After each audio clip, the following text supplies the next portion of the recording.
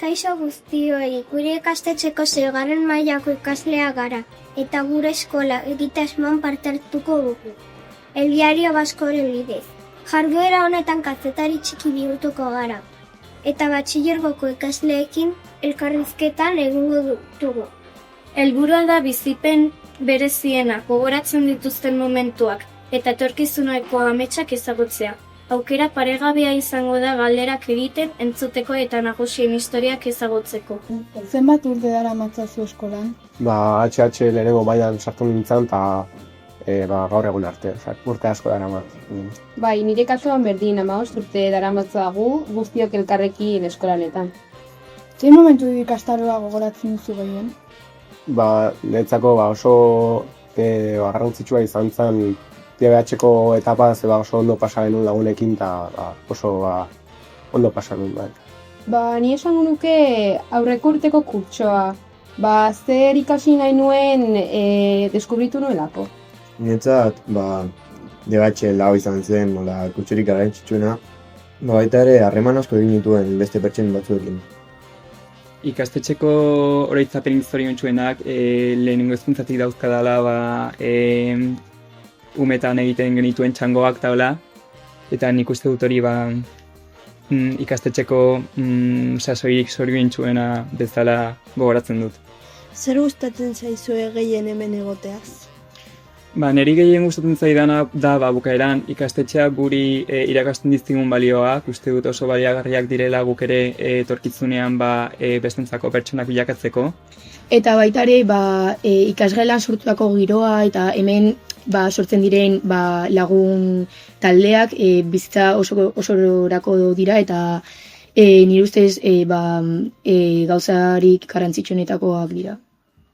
Ikastetxea aldatu da zuek hasi zinenetik, nola? Ikastetxea eta ikastetxeko hezkuntza proiektua pila bat aldatu da guk sartu ginenetik eta guk ere gure hezkuntzan zehar aldaketa hori ere bizi izan dugu. Guk adibidez hasieran klase zaharrekin hasi ginen eta gero ja adibidez LH5-en lehenengo erreforma bizi genuen eta kurtsoak pasala ikastetxea geroz eta gehiago aldatuz joan da eta geroz eta modernoagoa bilakatuz.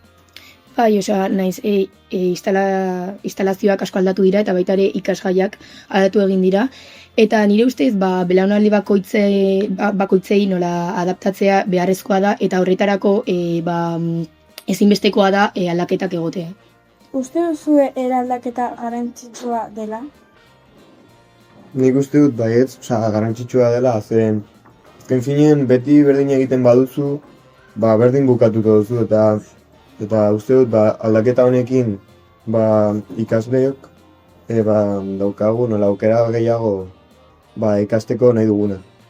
Nik horrekin ados nago, etorkizunean hobeagoa izateko nolabaiteko garapen bat behar da.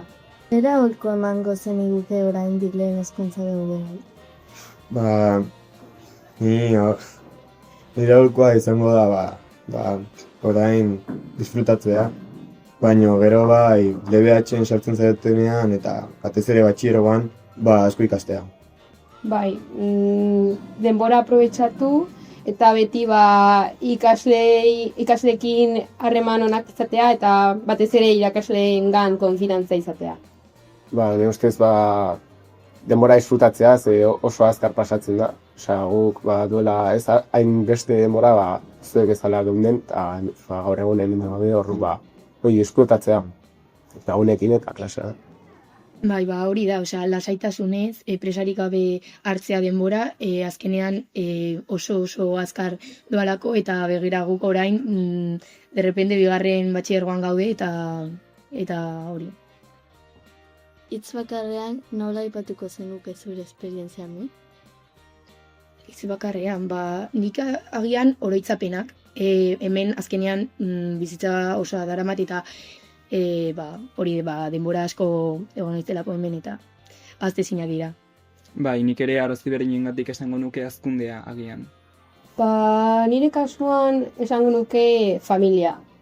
Hemen hasi garelako eta azken finean eskola guretzako etxe bat bihurtu delako. Ni etxea jarriko nuke, Horrela, nola da nire bigarren etxea, osea, hemen pase dut, 16 dut, eta uste dut oso garrantzitsua dela. Nola imaginatzen duzute zure etorkizuna eskolatik kanpo?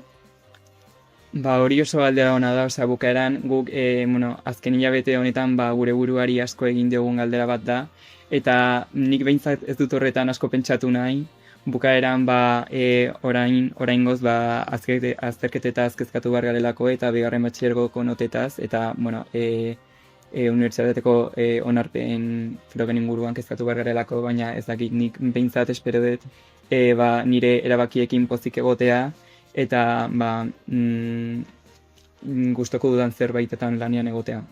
Hori da, espero dut unibertsitatean gustoko dudan ikasketa batzuk egiten egotea, agian bidai berriak egiten, eta batez ere hemen ikasitako balioak bizitzan aplikatzen.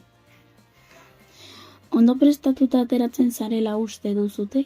Bai, nik uste dut bukaeran jesuitas ikastetxean oso ondo prestatzen gaituztela eta hori ere emaitzetan oso islatuta ikusten dela, bukaeran gure ikastetxean adibidez Euskadiko bataz bestekoarekin konparatuta oso emaitza onak ateratzen ditugulako, eta hori zerbaitengatik da. Bai, asko preparatzen dute kanpoan dakoaguna begiratuz, eta batez ere hori saiakeraz, errespetua. Azken finean ikasten den gauzarik garrantzitsuena bestentzako pertsona izaten da. Zer botako duzute gehien falta eskola amaitzen duzutenean? Ni zalantzari gabe, egunero lagunekin egotea, baina batez ere, ezakit, ikasgelan sortutako giro lasaitasuna eta nola ambiente hori eta giro hori asko botako dut faltan. Ni uste dut egunero eta denbora guztietan nire lagunekin egotea. Zen, oso elkarrekin gaude gure taldea. Bai, ni ustez, guk betidanik egon geha klase berdinean, orduan oso talde polita dakagu, eta espero beti izatea harreman hori. Zer egin beharko luke ikastetxeak horrengo ikasleentzat egoteko? Galdera ona. Bai, zer egin beharko luke ikastetxeak, uste dut hori nola eraldaketa prozesua abian dagoela, baina nik uste dut ikastetxeak ikasle bakoitzaren eta norberaren irakaskuntza prozesuari pizkat moldatzea eta hola, eta hezkuntza proiektu nola pertsonalizatu bat eraikitzea, baina hori ikastetxeak abian jarri du eta uste dut nola oso proiektu emankorra eta egokia dela etorkizunari begira. Ni agian jarduera praktiko gehiago jartzea, agian teorikoagoak diren ikasgaietan, batez ere bigarren hezkuntzan. Agian aldatuko nukeena azterketen antolaketa esan nuke. Komentatuko zenukete jesuitak Donostian, zergatik? Ni komentatuko nuke batez ere ez ikastola religiosoa izateagatik, baizik eta ematen dituen